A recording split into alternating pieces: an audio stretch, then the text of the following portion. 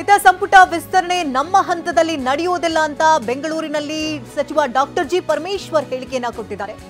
ಇದು ಹೈಕಮಾಂಡ್ ಹಂತದಲ್ಲಿ ನಡೆಯುವಂತಹ ಪ್ರಕ್ರಿಯೆ ಆಗಿದೆ. ಇಂಥ ವಿಚಾರಗಳನ್ನೆಲ್ಲ ಯಾರು ಹೇಳ್ತಾರೆ ಅಂತ ಗೊತ್ತಿಲ್ಲ ಅಂತ ಮಾತನಾಡಿದ್ದಾರೆ. ಇಲ್ಲ, ನಾನು ನೆನ್ನೆನೂ ಹೇಳಿದ್ದೇನೆ, ಇದೆಲ್ಲ ನಮ್ಮ ಹಂತದಲ್ಲಿ ನಡೆಯುವಂಥದ್ದು ಅಲ್ವೇ ಅಲ್ಲ. ಇದೇನಿದ್ರು ಹೈಕಮಾಂಡಿನ ಹಂತದಲ್ಲಿ ನಡೀತಕ್ಕಂಥದ್ದು. ನನಗೆ ಒಂದೇ ಪ್ರಶ್ನೆ, ಏನು ಇದೆಲ್ಲ ಬರ್ತಾ ಇದೆಯಲ್ಲ, ಯಾರು ಇದನ್ನೆಲ್ಲ ಹೇಳ್ತಾರೆ ಅನ್ನೋದು ಕೂಡ ಗೊತ್ತಿಲ್ಲ. ಈಗ ಹೈಕಮಾಂಡ್ನವರು ಅವರಿಗೆ ಬಿಟ್ಟಿರ್ತಕ್ಕಂಥ ವಿಚಾರ, ಸ್ಪೆಕ್ಯುಲೇಷನ್ ಮಾಡುವಂಥದ್ದು ಇದೆಯಲ್ಲ. ಈಗ ರಿಷಫಲ್ ಆಗುತ್ತೆ ಅಂತ ಹೇಳಿದವರು ಯಾರು? ಸುಮ್ಮನೆ ಏನು ಆಲೆ ಎಲ್ಲ ಹೆಸರುಗಳೇ ಬರ್ತಾ ಇದ್ದಾವೆ. ಅವರು ಅಂದರೆ ಯಾವಾಗ ಅಂತ ಹೇಳಿಲ್ಲಲ್ಲ. ಅವರು ರಾಜೀನಾಮೆ ಕೊಟ್ಟಿದ್ರು, ಅವ್ರನ್ನ ಮತ್ತೆ ವಾಪಸ್ ತಗೋಬೇಕು ಅಂತೇಳಿ ಒತ್ತಾಯ ಇದೆ ಅನ್ನುವಂಥದ್ದು.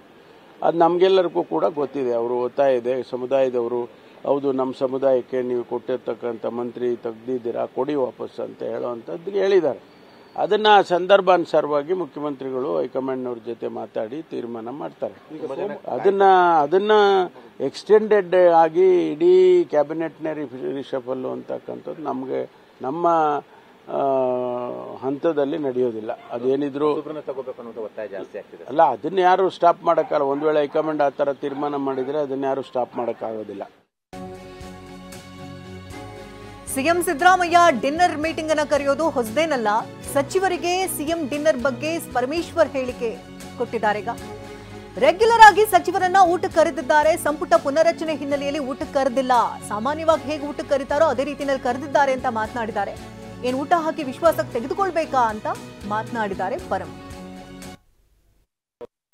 ಪೂರಕವಾಗಿ ಅಂತಲ್ಲ, ಅವ್ರು ರೆಗ್ಯುಲರ್ ಆಗಿ ಕರೀತಾ ಇರ್ತಾರೆ. MLAಗಳನ್ನ ಊಟಕ್ಕೆ ಕರೆಯೋದು ಮುಖ್ಯಮಂತ್ರಿಗಳು ಅದೇನು ಹೊಸ್ತಾ?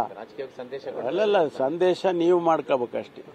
ಅಲ್ಲೇ ಸಚಿವ ಸಂಪುಟದ ಪುನರ್ರಚನೆಯಲ್ಲಿ ಹಿನ್ನೆಲೆಯಲ್ಲಿ ಊಟಕ್ಕೆ ಕರೆದಿದ್ದಾರೆ ಅನ್ನೋದನ್ನ ನಾನು ಒಪ್ಪೋದಿಲ್ಲ. ಹಂಗ ವಿಶ್ವಾಸ ಇದ್ದೇ ಇದೆಯಲ್ಲ, ಅದೇನು ಊಟ ಹಾಕಿ ವಿಶ್ವಾಸ ತಗೋಬೇಕಾ?